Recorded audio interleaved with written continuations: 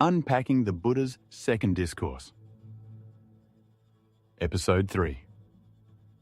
Perceptions are not self. First, what do we even mean by unpacking? We can define unpacking as the intense scrutiny of traditional Buddhist and Zen texts. A scrutiny that often breaks down the texts, sentence by sentence, term by term, and occasionally word by word. And why even unpack at all?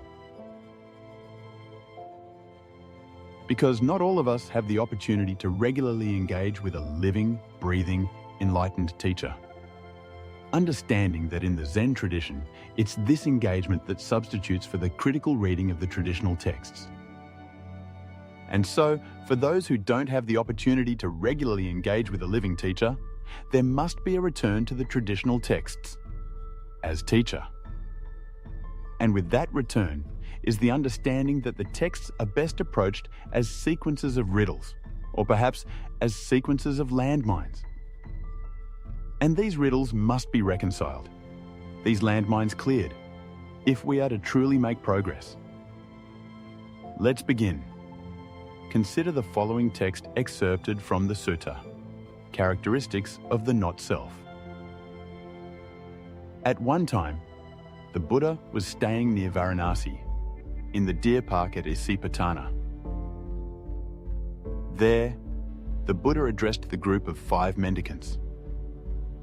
"Mendicants, Venerable Sir," they replied. The Buddha said this: "Mendicants, perceptions are not self. For if perceptions were self, they wouldn't lead to affliction. And you could compel perceptions. May my perceptions be like this. May they not be like that. But because perceptions are not self, they lead to affliction. And you can't compel perceptions. May my perceptions be like this. May they not be like that." And in aiding in the unpacking of this brief excerpt, we might consider a handful of questions. First, what would be the distinction between the phrase, "perceptions are not self," and the phrase, "perceptions are not self"? Next, what does the Buddha mean by saying one could compel perceptions if it were self? And why is the inability to do so significant?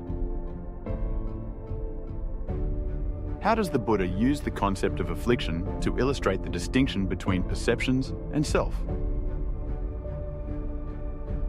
What assumptions about the nature of self is the Buddha challenging in this passage?